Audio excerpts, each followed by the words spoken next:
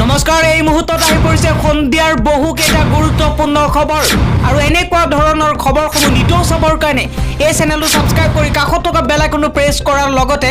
ভিডিঅ'টোত এটা লাইক কৰিবলৈ নাপাহৰিব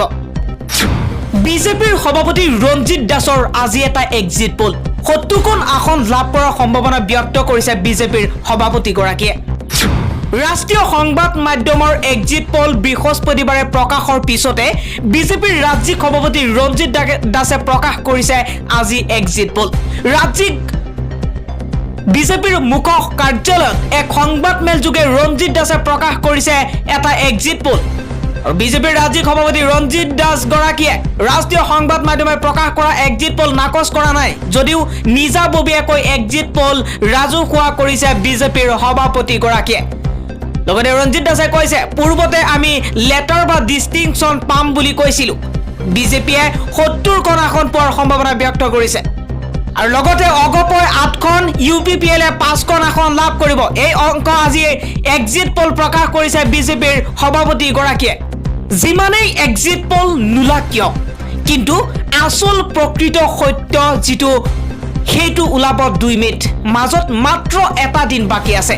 বৰাকত 7খন আসনত জয় হ'ব মিত্ৰজোঁট বুলি উল্লেখ কৰিছে ৰঞ্জিত দাসে আৰু লগতে ৰঞ্জিত দাসে কৈছে 21খন আসনৰ ফলাফলক লৈ আমাৰ সন্দেহ আছে কাৰ্বি পাহাৰৰ 5খন আসনত বিজেপি জয় হ'ব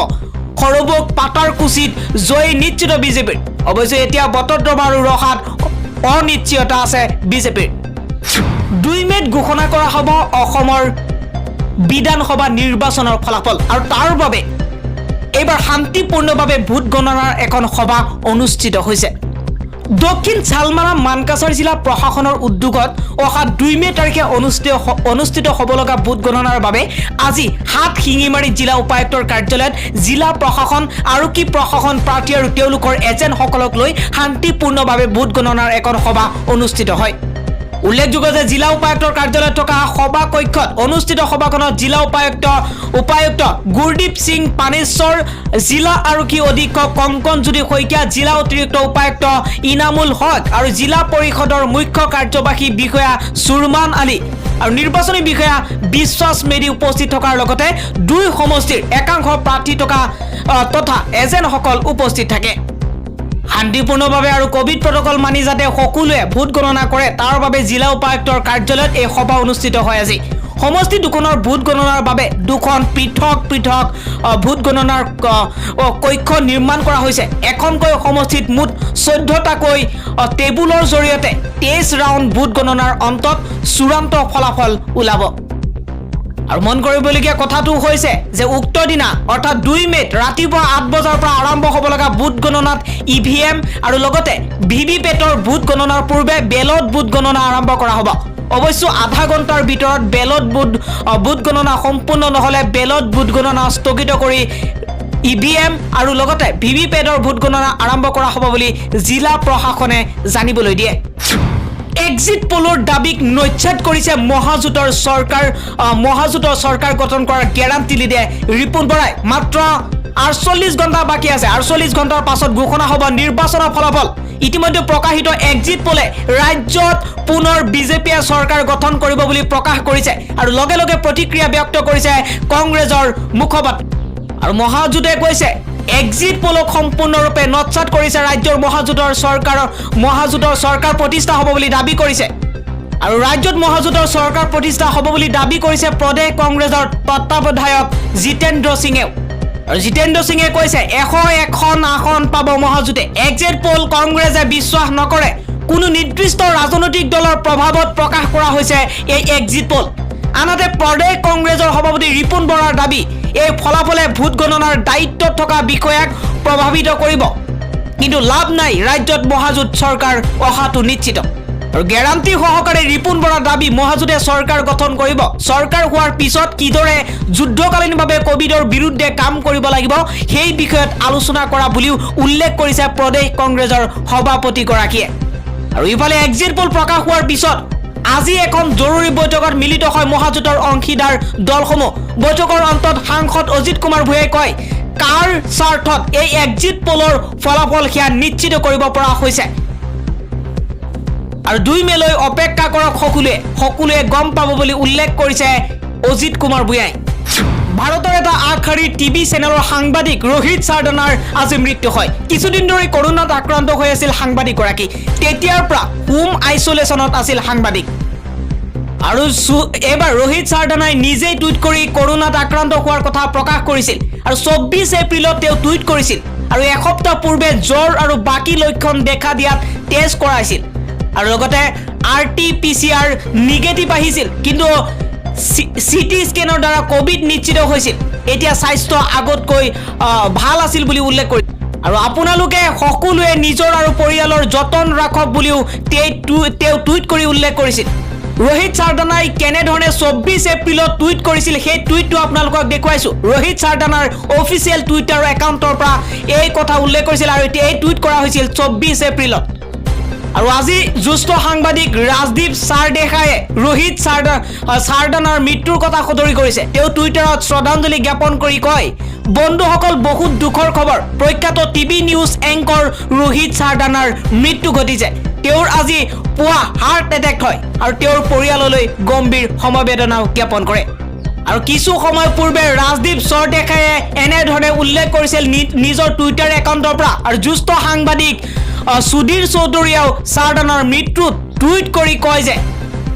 কিছু সময় পূৰ্বে জিতেন্দ্ৰ শৰ্মাৰ ফোন আহিছিল আৰু তেওঁ যি ক'লে সেয়া শুনি মোৰ হাত কঁপিবলৈ ধৰিছিল আমাৰ বন্ধু আৰু সহযোগী ৰোহিত সাৰদানাৰ মৃত্যুৰ খবৰ আহিছিল এই ভাইৰাছে আমাৰ ইমান আত্মীয় কাৰোবাক লৈ যাব সেয়া কল্পনাই কৰা নাছিলো বুলিও উল্লেখ কৰিছে আৰু এনে ধৰণে সুধীৰ চৌধুৰীয়ে নিজৰ টুইটাৰৰ পৰা এই কথা উল্লেখ কৰিছিল আৰু পৰৱৰ্তী খবৰটো হৈছে সমগ্ৰ বিশ্বতে কৰোনা ঠিক কৰা দাবী জনাইছিল এজনে আৰু 10 লাখ টকাৰ জৰিমনা বিহিলে সৰ্বোচ্চ ন্যায়ালয়ে উচ্চতম ন্যায়ালয়ত মাজে সময়ে বিভিন্ন আচুতীয়া বিষয়ৰ ওপৰত আবেদন দাখিল কৰা দেখা যায় এনে আবেদনসমূহৰ ওপৰত শুনানি প্ৰদান কৰাৰ ক্ষেত্ৰতো প্ৰত্যাহ্বান আহি পৰে আৰু আজি এনে এক আবেদনৰ শুনানি হয় আৰু সুৰেশ সাব নামৰ এজন ব্যক্তিয়ে জনহিতৰ আবেদন দাখিল কৰে তেওঁ দাবী উত্থাপন কৰে যে তেওঁ কৰোনা ঠিক কৰিব পাৰে তেওঁৰ ওচৰত এনে কিছুমান পদ্ধতি আছে যাৰ দ্বাৰা কেৱল ভাৰততহে নহয় সমগ্ৰ বিশ্বতে কৰোনাৰ চিকিৎসা কৰিব পৰা যাব আৰু সুৰেশে তেওঁৰ আবেদনত কয় যে ভাৰত চৰকাৰে তেওঁৰ কথা নামানে সেইবাবে তেওঁ উচ্চ ন্যায়ালয়ৰ কাষ চাপিছে কৰোনাৰ ঔষধ তৈয়াৰ কৰি সমগ্ৰ বিশ্বকে সহায় কৰাত ন্যায়ালয়ৰ সহায় বিচাৰিছে সুৰেশে আৰু শুনানিৰ মাজত মুখ্য ন্যায়াধীশ NB ৰমনে সুৰেশক প্ৰশ্ন কৰে যে কিহৰ ভিত্তিত তেওঁ এই দাবী উত্থাপন কৰিছে আৰু উত্তৰত সুৰেশে কয় তেওঁ কোনো ধৰণৰ ৰিচাৰ্চ কৰা নাই বিভিন্ন বাতৰি কাকতত ওলোৱা ৰিচাৰ্চসমূহ একগোট কৰিছে আৰু তাৰ পিছতে মুখ্য ন্যায়াধীশ গৰাকীয়ে প্ৰশ্ন কৰে যে তেওঁ চিকিৎসক অথবা বৈজ্ঞানিক নেকি সুৰেশে লগতে কয় তেওঁ বাণিজ্য শাখাত স্নাতক লাভ কৰিছিল আৰু তাৰ পিছতেই মুখ্য ন্যায়াধীশ গৰাকীয়ে সুৰেশৰ কথাত হতবাক হৈ তেওঁ কয় কেনেধৰণে এগৰাকী বাণিজ্য শাখাৰ ছাত্ৰই বৈজ্ঞানিক আৰু চিকিৎসকক কৰোনাৰ চিকিৎসাৰ কথা ক'ব ইয়াৰ পিছতেই সুৰেশে এনে ধৰণৰ ভিত্তিহীন আবেদন দাখিল আৰু ন্যায়ালয়ৰ সময় নষ্ট কৰাৰ বাবে 10 লাখ টকাৰ জৰিমনা বিহিছে আৰু সুৰেশে লগতে কৈছে তেওঁ নিবনুৱা আৰু তেওঁৰ বেংকত মাত্ৰ 1000 টকা আছে বুলি কৈছে তাৰ পিছতে ন্যায়াধীশ গৰাকীয়ে কয় 1000 টকায়ে জৰিমনা হিচাপে জমা দিবলৈ কৈছে সেইকাৰণে কিবা এটা কথা বা কিবা এটা কাৰণত গলেও এইবিলাকত এটা নহয় এটা জনা শুনা কথা জানিব লাগে আৰু এইবিলাক ভিত্তিহীন কথাৰ কোনো দাম নাই কৰোনাই সমগ্ৰ ভাৰতবৰ্ষক সানি ধৰিছে কৰোনাৰ বিৰুদ্ধে যুঁজিবলৈ সহায়ৰ হাত আগবঢ়াইছে শচীন তেণ্ডুলকাৰে আৰু ভাৰতৰ চিকিৎসালয়ত তীব্ৰ নাটনিয়ে দেখা দিছে অক্সিজেন সিলিণ্ডাৰ ক্ৰয় কৰাত সহায় কৰাৰ লক্ষ্যৰে চিকিৎসা পুঁজি সংগ্ৰহ কৰা ৱেবছাইট কিটোত 1 কোটি টকাৰ বৰঙণি আগবঢ়াইছে বিশ্ব ক্ৰিকেটাৰ বেটছমেন শচীন তেণ্ডুলকাৰে আৰু কোভিডৰ দ্বিতীয় লহৰে আমাৰ স্বাস্থ্য সেৱা প্ৰণালীক প্ৰচণ্ড চাপত পেলাইছে তেণ্ডুলকাৰে তেওঁৰ ছ'চিয়েল মিডিয়া হেণ্ডেলত জাৰি কৰা এক বিবৃতিত এইদৰে কয় গুৰুতৰ কোভিড ৰোগীক অক্সিজেন প্ৰদান কৰাটো সময়ৰ প্ৰয়োজন বুলি উল্লেখ কৰি শচীন তেণ্ডুলকাৰে কয় মানুহে কেনেধৰণে হাত আগবঢ়াইছে সেয়া দেখি আনন্দিত হৈছে আৰু 250তকৈও অধিক যুৱ উদ্যোগীৰ এটা দলে অক্সিজেন কনচেন্ট্ৰেটৰ আমদানি কৰিবলৈ আৰু সেইবোৰ সমগ্ৰ দেশৰ চিকিৎসালয়লৈ দান কৰিবলৈ পুঁজি সংগ্ৰহ কৰিবলৈ মিছন অক্সিজেন আৰম্ভ কৰিছে আৰু শচীন তেণ্ডুলকাৰে কৈছে মই আবেদন আগবঢ়োৱাত সহায় কৰিছো আৰু আশা কৰোঁ যে তেওঁলোকৰ প্ৰচেষ্টা অতি সোনকালেই আৰু বহুতো চিকিৎসালয়ত উপনীত হ'ব আৰু লগতে আজি আমি এই মহামাৰীৰ বিৰুদ্ধে যুঁজিবলৈ কঠোৰ পৰিশ্ৰম কৰি থকা সকলৰ পিছফালে একেলগে থিয় দিব লাগিব বুলিও তেওঁ উল্লেখ কৰিছে আৰু ৱেবছাইটটোত ডাটাৰ তালিকাত শচীন তেণ্ডুলকাৰৰ নামটো শীৰ্ষত আছে ৩৫ কোটি টকাৰ লক্ষ্য বান্ধি লোৱা এই মিছনটোৱে আজি ১৭ কোটিৰো অধিক টকা সংগ্ৰহ কৰিছে